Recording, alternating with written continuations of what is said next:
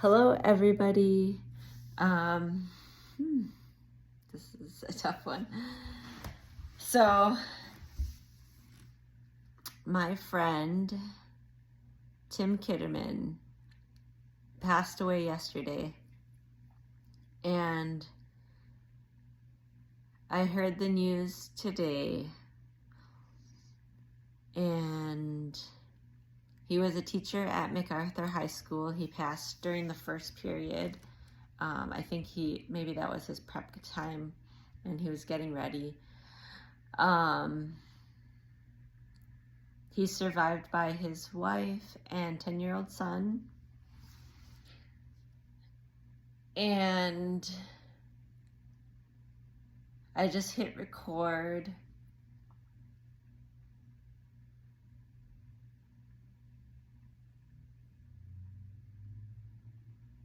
because I want to share what I feel like he would want to share.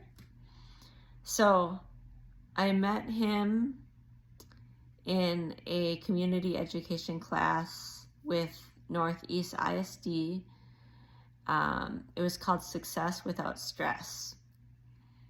And when I came in the class, I had experienced like postpartum anxiety, and I became a health and wellness teacher and just wanted to figure out ways to deal not only with like my stress, but like help people in general deal with their stress. And so I went to this class by Tim, and first of all, he went out by saying, you don't have to stress. Stress is somewhat of an illusion, I guess. He talked about like this false self that we have. So it's like a separate entity almost that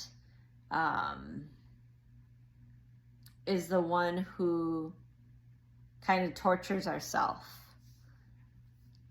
And stress is kind of like our imagination. I'm having trouble explaining it. Basically, everything that we worry about, we put on ourselves. So like the Taylor Swift song, "It's me, hi, I'm the problem, it's me." That is how we go about in life. So if I care what people think about me, that is my problem. I'm the problem, it's me. And Tim explained it in such a way that I felt like my mind was blown. Like, you mean everything that I think about myself, everything that I'm trying to like protect about myself is just like this like false self trying to do it. And like, well, for one of the first times, like I could see a separation between like me and who I thought was me and this like worrisome person who had all these fears and all these stresses and tried to tried to hang on to like the story that they made of themselves. And he like gave some examples. Like one is sometimes like if he's like in an argument like with his wife or something, he'd be like,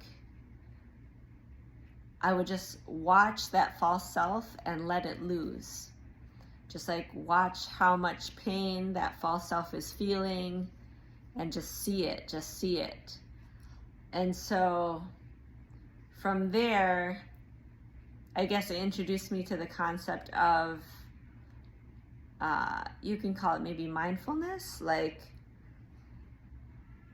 that you can watch yourself, or what you think of yourself, or your false self, and you can watch that person and like the ego that they have and that like pain and that hurt just like crumble. But that's not you. You get to watch it. You get to watch it from a distance. And of course, there are times where we feel like so identified with that false self that we feel like it's us, and you're like, oh my gosh, this hurts. Like, I want to be the one to be seen. I want to be the one, you know, to get all these praises. And then when it seems like it doesn't happen, it hurts. But that's just like the false self. And we just get to watch that and just like watch it lose, you know, watch it like be trampled on, but it's nothing. You just get to watch it. And so I do not know if I made any sense, but I think, I don't know, maybe I should just post this to show myself that it doesn't matter like what other people do or think of me, and maybe it's an exercise that Tim would want me to do. So, all right. Tim Kitterman, thank you for your teaching. Thank you for literally changing my life. Your family is well taken care of. But you already know that, I'm sure. So, thank you.